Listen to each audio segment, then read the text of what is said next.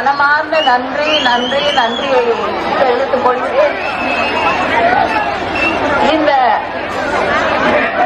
தேர்தல் பிரச்சார கூட்டத்தை இவ்வளவு சிறப்பாக நடத்தி தந்து கொண்டிருக்கக்கூடிய மாவட்ட கழகத்தின் செயலாளர் சட்டமன்ற உறுப்பினர் மரியாதைக்குரிய கோ தளபதி அவர்களே, அவரோடு இந்த நிகழ்ச்சியை கலந்து கொண்டிருக்கக்கூடிய மாவட்ட கழகத்தின் செயலாளர் மணிமாறன் அவர்களே, இளமகிழன் அவர்களே, பகுதி கழக செயலாளர்கள் முகேஷ் சர்மா அவர்களே, RM முத்து அவர்களே, ஜீவன் ரமேஷ் அவர்களே, போஸ் முத்தையா அவர்களே, அன்வர் அவர்களே,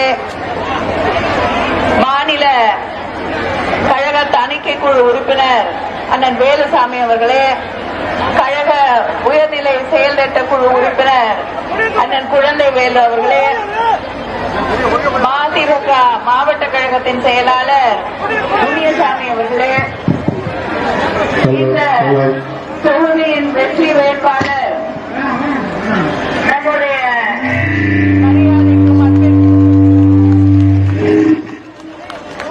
அன்பிற்கும் மரியாதைக்கும் உரிய சட்டமன்ற உறுப்பினர் பூமிநாதன் அவர்களே,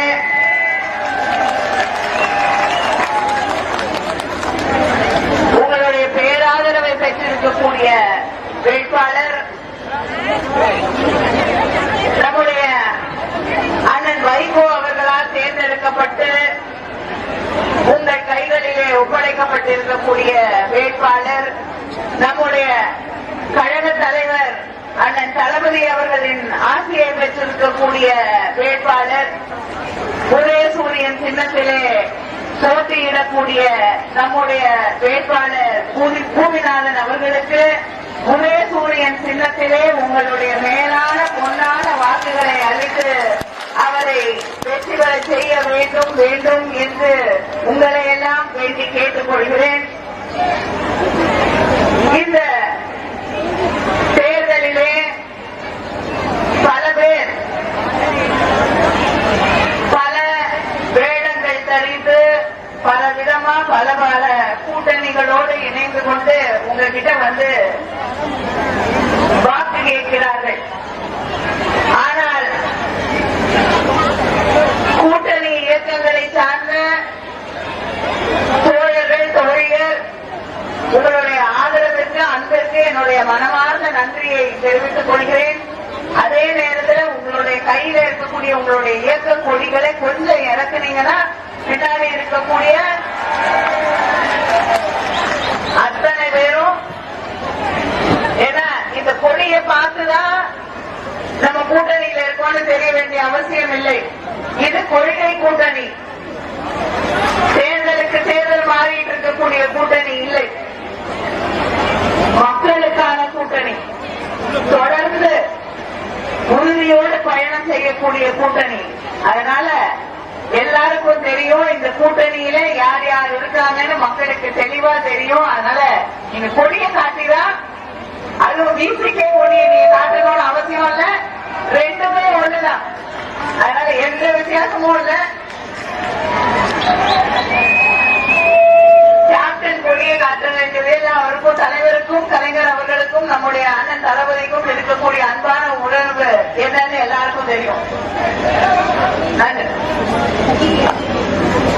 எத்தனையோ பேர் புதிய கூட்டணிகளை அதிமுக போன சில ஆண்டுகளுக்கு முன்னால் எடப்பாடி பழனிசாமி சொன்னாரு, இனிமேல் எந்த காலத்திலையும் நான் பிஜேபியோட கூட்டணி வைக்க மாட்டேன்னாரு. இப்ப மேடையிலே கைகோர்த்து நின்று கொண்டிருக்கிறார்கள். இப்படிப்பட்ட கூட்டணிகளை எல்லாம் உருவாக்கி கொண்டு வந்து வாக்கு கேட்கிறார்கள். ஆனால் நாம் கடந்த 5 ஆண்டுகளாக செய்திருக்கக்கூடிய சாதனைகளை பெருமையோடு சொல்லி உரிமையோடு வந்து ஓட்டு கேட்கிறோம் இல்லையா? நீங்க இத்தனை சகோதரிகள் வந்திருக்கீங்க. சென்ற தேர்தல் அறிக்கையிலே நம்முடைய முதலமைச்சர் அந்த தளபதி அவர்கள் வாக்குறுதி கொடுத்தாங்க. மகளிர் உரிமை தொகை 1000 ரூபாய் வழங்கப்படும். மகளிர் உரிமை தொகை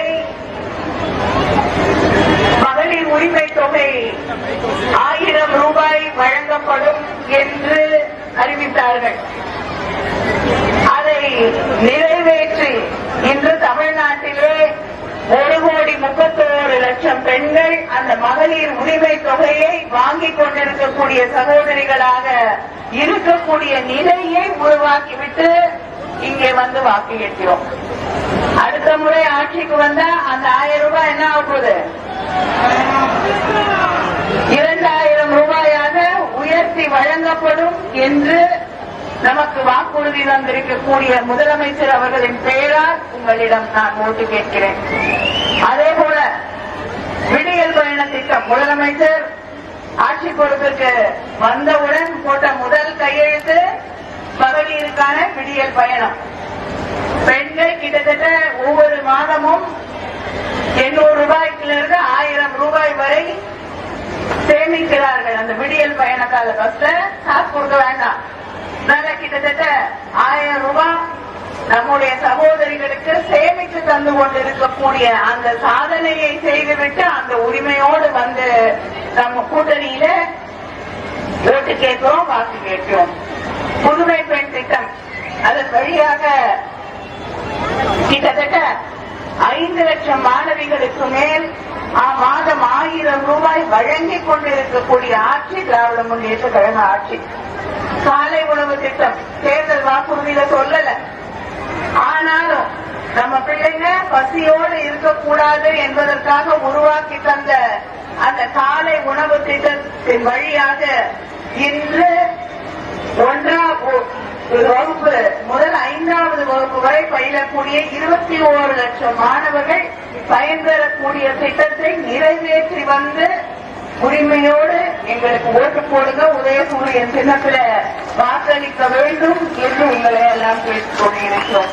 தமிழ் புதல்வர் திட்டம் வழியாக 4 லட்சம் மாணவர்களுக்கு நம்ம கல்லூரிக்கு போகக்கூடிய மாணவர்களுக்கு 1000 ரூபாய் வழங்கி இருக்கிறோம். மக்களை தேடி மருத்துவம் 2 கோடி பயனாளிகளுக்கு மேல் அதன் வழியாக பயன்பெற்றுக் கொண்டிருக்கிறார்கள். இன்னுயிர் காப்போம் நம்மை காக்கும் 48. ஒரு ஆக்சிடென்ட் ஆச்சுன்னா அந்த முதல் பக்கத்துல இருக்க ஹாஸ்பிட்டல்ல கொண்டு போய் அந்த 1 மணி நேரத்துக்குள்ள சேர்த்தா அந்த உயிரை காப்பாற்றிடலாம்.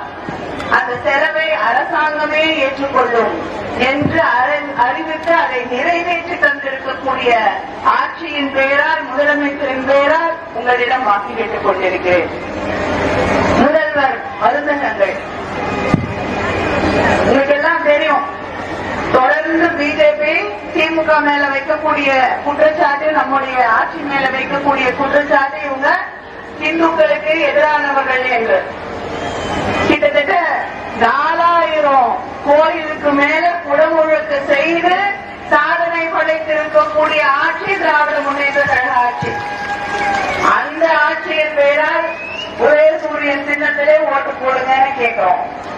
அதே போல கிட்டத்தட்ட 7500 ஏக்கர் கோயில் நிலத்தை அபகரித்து வைத்துக் கொண்டிருந்தவர்களிடம் இருந்து மீட்டுவிட்டு கோயில் சொத்துக்களை மீட்ட முதலமைச்சர் தளபதி அவர்களுடைய பெயரால் கோயில் சொத்துக்களை மீட்ட முத்துவேல் கருணாநிதி ஸ்டாலின் அவர்களுடைய பெயரை சொல்லி உதயசூரியன் சின்னத்திலே இன்று வாக்கு கேட்டுக் கொண்டிருக்கிறோம். இப்படி சாதனைகளை அடுக்கிக்கிட்டே போனா எத்தனை நாள் ஆகும் எனக்கு தெரியல. அதனால அதிகமாக நான் இதை சொல்ல விரும்பவில்லை. ஏன்னா உங்களுக்கே தெரியும், தமிழ்நாட்டில் திராவிட முன்னேற்ற கழக ஆட்சியில, திராவிட மாடல் ஆட்சியில பயன்பெறாத ஒரு குடும்பம் இருக்கான்னா இல்லை. ஒவ்வொரு குடும்பத்திலையும் இளைஞர்களாக இருக்கட்டும், பெண்களாக இருக்கட்டும், முதியவர்களாக இருக்கட்டும், அத்தனை பேரும் பயன்பெற்றிருக்கக்கூடிய, வேலை வாய்ப்புகளை உருவாக்கி தந்திருக்கக்கூடிய, புதிய தொழில் முதலீடுகளை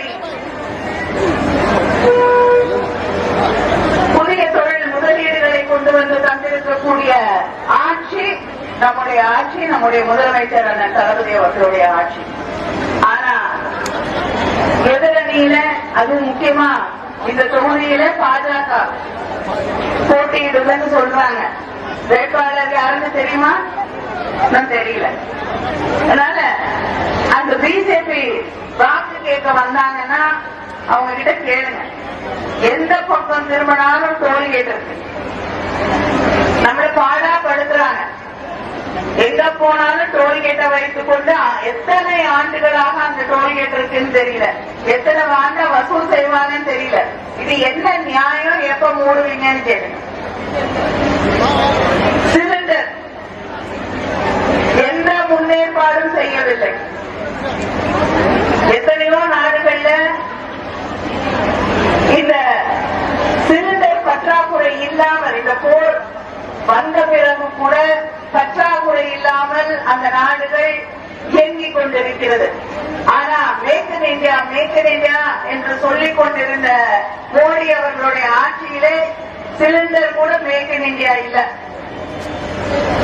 வெளிநாட்டிலிருந்து கொண்டு வரப்பட்டதுதான் எல்பிஜி கேஸ். அதனால இன்னைக்கு இப்ப எத்தனை நாள் நமக்கு கேஸ் கிடைக்கும்னு தெரியாது.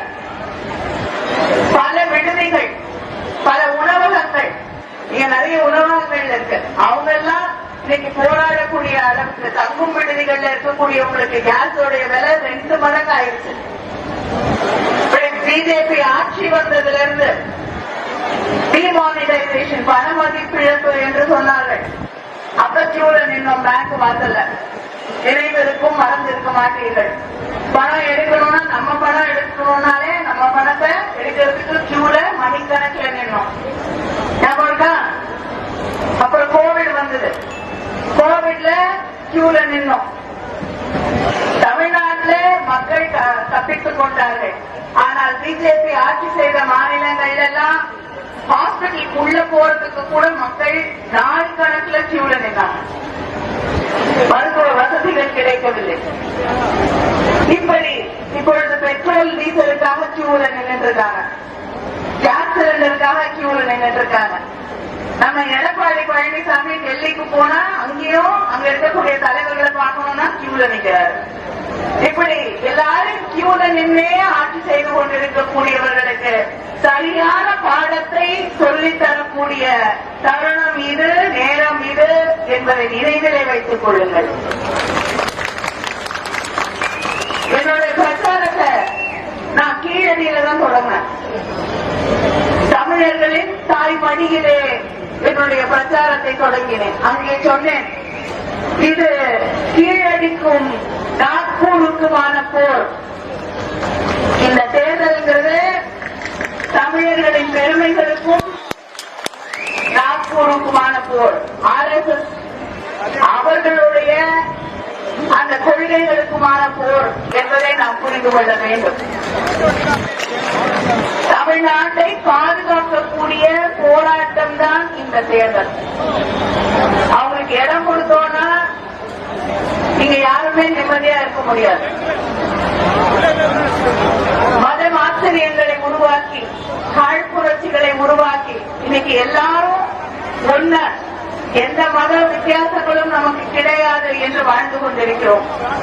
பிஜேபிக்கு ஒரு துணி அளவு இடம் கொடுத்து விட்டோம் என்றால் நாளைக்கு இந்த மத நல்லிணக்கம், அமைதி பூங்காவாக இருக்கக்கூடிய தமிழ்நாடு இப்படி இருக்காது. அப்புறம் எப்படி வளர்ச்சி, எப்படி தொழில் முதலீடுகள் வரும், எப்படி நம்முடைய பிள்ளைகளுக்கு வேலை வாய்ப்பு கிடைக்கும், எப்படி நம்முடைய பிள்ளைகள் நிம்மதியா போய் படிச்சுட்டு வர முடியும்? அதனால் தமிழ்நாட்டின் வளர்ச்சியை இன்னைக்கு ஒன்றிய அரசாங்கம் நமக்கு நிதி தரதில்லை. எல்லாத்தையும் டாக்ஸ், ஜிஎஸ்டி சொல்லி வாங்கிக்கிறாங்க. ஆனா தமிழ்நாட்டுக்கு எதையும் தரதில்லை. நிதி தர வேண்டிய நிதியை தரவே கிடையாது. அப்படி இருந்தும் தமிழ்நாட்டை வளர்ச்சி மிகுந்த மாநிலமாக கிட்டத்தட்ட 16% ஜிஎஸ்டி இருக்கக்கூடிய, ஜிடிபி வளர்ச்சியை பெற்றிருக்கக்கூடிய மாநிலமாக உயர்த்தி வைத்திருக்கக்கூடிய சாதனையை செய்திருப்பது திராவிட முன்னேற்ற கழக ஆட்சி, நம்முடைய முதலமைச்சர் அந்த தளபதி அவர்களுடைய ஆட்சி. இது நீடிக்க வேண்டும். உங்களுக்கு கொடுத்திருக்கக்கூடிய இந்த தேர்தல்ல நம்முடைய முதலமைச்சர் அவர்கள் மற்ற தேர்தல் அறிக்கையெல்லாம் யாரும் படிக்கிறது இல்ல, ஆனா காப்பி அடிக்கிறோங்கிறாங்க. நான் அதான் கேட்கிறேன், காப்பி அடிச்சா ஏதாவது பிரயோஜனம் இல்லையா? அது தப்புன்னா கூட காப்பி அடிக்கிறது தப்புன்னா கூட யாரை பார்த்து காப்பி அடிப்பீங்க? ஒரு வகுப்பறையில இந்த மாணவன் நல்லா படிக்கிறான், இந்த மாணவி நல்லா படிக்கிறான், அவங்கள பார்த்து எழுதுறோம்னா நல்ல மார்க் வாங்கலாம்னா காப்பி அடிப்பாங்க. செய்தா போறீங்கன்னு தெரியுது, பார்த்தாவதுக்கு வழியே இல்லை இல்லையா? அதனால உங்களை பார்த்து நாங்க ஏன் காப்பி அடிக்கணும்? நீங்க கொடுத்த வாக்குறுதி உங்களுக்கே ஞாபகத்துக்கு இல்ல, எதையும் நிறைவேற்றுறதோ இல்ல. இப்ப நீங்க கொடுக்க போற வாக்குறுதி எந்த காலத்துல நிறைவேற்றுறதுக்கு நீங்க ஆட்சிக்கு வர போறதும் இல்ல. எடப்பாடி பழனிசாமி அவர்களே தயாராக இருங்கள். அவங்களோட பிஜேபியோட கூட்டணி வச்ச கட்சி தலைவர்கள் எல்லாம் என்ன ஆனாங்கன்னு தெரியும். அதனால நிச்சயமா உங்களுக்கு பிடிச்ச மாநிலம் எதுன்னு தேர்ந்தெடுத்து வைத்துக் கொள்ளுங்கள். உங்களை அங்க ஆளுநரா அனுப்புவாங்க. சரியா? அடுத்த பதவி ஆளுநர் பதவி. அதனால உங்களுடைய தேர்தல் அறிக்கையை பார்த்து எழுத வேண்டிய காப்பி அடிக்க வேண்டிய அவசியம் எங்களுக்கு கிடையாது. எங்க முதலமைச்சர் 5000 ரூபாய் கொடுத்தாருன்னா உடனே நான் 10,000 ரூபாய் உங்க வங்கி கணக்குல போடுறேன். நீங்க யார் காப்பி அடிக்கிறா? அதே போல அவங்களோட தேர்தல் அறிக்கையில உங்க அத்தனை பேருக்கும் தெரியும், எமர்ஜென்சி முடிஞ்சு விசா காலம் முடிந்து ஒரு நிலையான ஒரு ஆட்சி வருகிறது. அந்த ஆட்சி நிலையான ஒரு ஆட்சியாக இல்லை. அதற்கு பிறகு ஒரு நிலையான ஆட்சியை உருவாக்க வேண்டும் என்பதற்காக தலைவர் கலைஞர் அவர்கள் அம்மையார் இந்திரா காந்தியை பார்த்து நேருவின் மகளே வருக, நிலையான ஆட்சியை தருக என்று அழைத்தார்கள். அப்படி அழைத்த போது உறவுக்கு கை கொடுப்போம், உரிமைக்கு குரல் கொடுப்போம் என்ற தலைவர் கலைஞர் அவர்களின் வாசகத்தை, எங்களுடைய முத்தமிழறிஞர் தலைவர் கலைஞரின் வாசகத்தை அதிமுகவோட தேர்தல் அறிக்கையில மாநில சுயாட்சி என்ற தலைப்புல காப்பி அடிச்சு போட்டிருக்கிறது யாரு? எடப்பாடி பழனிசாமி. தலைவரை பத்தி கவலைப்பட்டதில்ல. யார் வேணாலும் என்ன புத்திசாலிகள், அவங்கள பார்த்து உலகமே காப்பி அடிக்கதான் செய்யும். அதாவது தலைவர், அதனால நாங்க உங்ககிட்ட ஒன்றும் காப்பி ரைட்டுக்காக சண்டை போட போறது இல்லை, கவலைப்படாதீங்க. ஆனா எங்க தலைவர் கலைஞரை பார்த்து காப்பி அடித்துக் கொண்டிருக்கக்கூடிய நீங்கள் திராவிட முன்னேற்ற கழகத்தின் தலைவருடைய வாசகத்தை வரியே அப்படியே காப்பி எடுத்து போட்டிருக்கக்கூடிய, உங்களுக்கு சுயமா சிந்திக்க முடியாதுன்னு தெரிஞ்சு காப்பி அடிக்கக்கூடிய நீங்க எங்களை பார்த்து காப்பி அடிக்கிறீங்க. அதுல வேற வருத்தப்படுறாரு, என்னை பார்த்து சங்கீன்னு சொல்றாங்க அப்படின்னு. நீங்க மாத்திரம் கூட்டணி வச்சிருந்தீங்கன்னு கேட்கிறாரு. நாங்க கூட்டணி வைத்த பொழுது காமன் மினிமம் ப்ரோக்ராம், குறைந்தபட்ச பொது திட்டம் ஒன்று உருவாக்கப்பட்டது. அந்த தேர்தல் அறிக்கை பிஜேபியோட தேர்தல் அறிக்கையாக வெளிவரவில்லை, எங்களுடைய கூட்டணியின் தேர்தல் அறிக்கையாக தலைவர் கலைஞர் அவர்கள் அதை வெளியிட சொன்னார்கள். அதில இஸ்லாமியர்களுக்கு, சிறுபான்மையினருக்கு எதிராக எதுவும் இடம்பெறக்கூடாது என்பதை உறுதி செய்த தலைவர் கலைஞர் அவர்கள். காஷ்மீருக்கு இருந்த தனி ஸ்டேட்டஸ் அதை எடுக்கக்கூடாது. யூனிஃபார்ம் சிவில் கோட், பொது சட்டம், இஸ்லாமியர்களுக்கு எதிராக கொண்டு வரக்கூடிய அந்த சட்டம் இடம்பெறக்கூடாது. சிறுபான்மையினருக்கு எதிராக எதையுமே அந்த அறிக்கையிலே வெளியிடக்கூடாது என்பதை உறுதி செய்த தலைவர் கலைஞர் அவர்கள். அவர் எங்க? எடப்பாடி பழனிசாமி சிஏஏ சட்டத்தை கொண்டு வந்த போது வாய் திறக்கவில்லை, முத்தலாக் சட்டத்தை கொண்டு வந்த போது வாய் திறக்கவில்லை, வக்ஃப் போர்டுக்கு எதிரான சட்டங்களை கொண்டு வந்த போது எங்க இருந்தாருன்னே தெரியல. அதே நேரத்தில் விவசாயிகளுக்கு எதிரான சட்டங்களை கொண்டு வந்த போது வாய் திறக்கவில்லை. ஏன்? 100 நாள் வேலை, கிராமப்புறங்களில் இருக்கக்கூடிய மக்களுக்கு பயன்படக்கூடிய 100 நாள் வேலை திட்டம், அதை வீணடிக்கக்கூடிய அளவிலே, அது எனக்கு ஹிந்தி தெரியாது, படிக்கிறவதாவும் இல்ல, ஆனா அதுக்கு பேர் மாத்திட்டாங்க. மகாத்மா காந்தி ஊரக வேலை உறுதி திட்டத்தோட பேரை மாத்தி அது என்னமோ ராம்ஜி அப்படின்னு சொல்லி வி.கே. ஜெயராம்ஜியோ ஏதோ ஒரு சட்டத்தை கொண்டு வந்திருக்காங்க. அது கொண்டு வந்த போது ஒவ்வொரு மாநிலத்திலும் இருக்கக்கூடிய சாதாரண சாமானிய கிராமப்புற மக்களை பாதிக்கக்கூடிய அளவிலே அந்த சட்டம் மாற்றப்பட்ட போது எடப்பாடி பழனிசாமி வாய்த்தார். நேற்று நாடாளுமன்றத்திலே சிறுபான்மையின மக்கள் நடத்தக்கூடிய என்ஜிஓக்களுக்கு வெளிநாடுகளில் இருந்து வரக்கூடிய பணம் அதை தடுத்து நிறுத்துவதற்காக ஒரு சட்டத்தை கொண்டு வந்த போது நம்முடைய முதலமைச்சர் அவர்கள் அதை எதிர்த்து அறிக்கை விட்டிருக்கிறார்கள். நம்முடைய கூட்டணியில் இருக்கக்கூடிய அத்தனை பேரும் அதை கண்டித்திருக்கிறோம். ஆனால் நம்முடைய தங்கி இல்லாத எடப்பாடி பழனிசாமி எங்க போனாருன்னு தெரியல. அதனால இப்ப தெரியுதா ஏன் உங்களை தங்கின்னு சொல்றோன்னு? அவங்களுக்கு முன்னாடியே நீங்க ஆஜராயிடுறீங்க. அவங்களுக்கு முன்னாடி என்ன கீழடி அறிக்கை அங்கே ஏற்றுக்கொள்ள மாட்டோம், ஏன்னா தமிழுடைய பெருமையை நாங்கள் ஏற்றுக்கொள்ள முடியாதுன்னு ஒன்றிய பிஜேபி ஆட்சி சொல்லுது. ஆனா அதை மாற்ற முடியாது. இது அறிவியல் பூர்வமான ஒரு ஆய்வறிக்கை என்று நம்முடைய முதலமைச்சர் அவர்கள் சொல்கிறார்கள். அதை மோடி ஆட்சி பிஜேபி ஆட்சி எப்படி சொல்லுதோ அப்படி மாற்றி தாங்க என்று சொன்னது எடப்பாடி பழனிசாமி. அவர் தங்கியா இல்லையா? இன்னொரு கேள்வி கேட்கிறாரு. உங்க தங்கச்சி கனிமொழியை நீங்க டெல்லிக்கு காங்கிரஸோடு கூட்டணி பேசுவதற்கு அனுப்புறீங்களே, அவங்க தங்கியா இல்லையான்னு பிஜேபியோட கூட்டணி பேச அனுப்புனதாங்க சந்தேகம் வரும். காங்கிரஸோட கூட்டணி பேசுறதுக்கு முதலமைச்சர் அனுப்பும் போது சரி சேக்கிழார் எழுதின ராமாயணத்துல அதெல்லாம் சொல்றதையோ என்னவோ தெரியாது. இவருக்கு மேல இதற்கு விளக்கம் தேவையில்லை. ஆனால் நீங்க வருத்தப்பட வேணாம். நீங்க யாராக இருக்கிறீர்களோ அப்படித்தான் உங்களை மக்கள் பார்க்கிறார்கள். உங்களை யார் என்று தமிழ்நாட்டு மக்கள் அடையாளம் கண்டு கொண்டிருக்கிறார்கள். அதனால உங்களுக்கு வாக்களிக்க மக்கள் தயாராக இல்லை. கொடுத்த வாக்குறுதிகளை நிறைவேற்றக்கூடிய திராவிட முன்னேற்ற கழகத்திற்கு, நம்முடைய கூட்டணிகளுக்கு, நம்முடைய முதலமைச்சருக்கு தமிழ்நாட்டு மக்கள் வாக்களிக்க தயாராகிவிட்டார்கள். தமிழ்நாட்டின் எதிர்காலத்தை யார் பாதுகாப்பார்களோ, தமிழ் மக்களுடைய தமிழ் பிள்ளைகளுடைய எதிர்காலத்தை யார் பாதுகாப்பார்களோ அவர்களுக்கு வாக்களிக்க நம்முடைய மக்கள் தயாராக இருக்கிறார்கள்.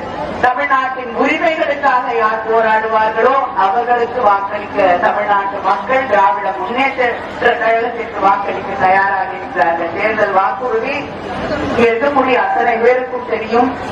நம்முடைய முதலமைச்சர் அந்த ஆர்வத்தோடு 8-8 கையில காட்டிட்டு இருக்காரு. ஒருத்தர் முதலமைச்சர் என்ன அறிவிச்சிருக்காங்க, உங்க வீட்டுல பிரிச்சு இருந்தாலும் எனக்கு கவலை இல்ல, நான் திருப்பி பிரிச்சுதான் கொடுப்பேன்னு ஒருத்தர் சொல்றாரு. உங்க வீட்டுல என்ன இல்லையோ நீ அதை வாங்கிக்கொள், நான் 8000 ரூபாய் வழங்குகிறேன் என்று சொன்ன முதலமைச்சர் நம்முடைய முதலமைச்சர் அண்ணன் தளபதி அவர்கள். சில பேர் கேட்கிறாங்க, ஏன் தேர்தல் நேரத்தில் எப்படி சொல்றீங்க, சும்மா தேர்தலுக்காக ஓட்டுக்காக எதை வேணாலும் கொடுக்கலாமான்னு நான் கேட்கிறேன். இந்த கேள்வி எங்களை பார்த்து கேட்கக்கூடியவர்களுக்கு, வீட்டுல துணி துவைக்கக்கூடிய பெண்ணுக்கு தான் தெரியும் அதுக்கு எவ்வளவு நேரம் ஆகுது, எவ்வளவு நேரம் அதுக்கு செலவழிக்கிறாங்க இல்லையா? அந்த வாஷிங் மிஷின் இருந்தா அந்த முதுகு வலி அவங்களுக்கு வராது. கரெக்டா? டாக்டருக்கு போய் செலவு பண்ண வேண்டிய அவசியம் இல்ல. வாஷிங் மிஷின் இருந்தா அந்த நேரத்தை, துணி துவைக்கிற நேரத்தை உங்களுக்கு தேவையான வகையிலே நீங்கள் பயன்படுத்த முடியும்.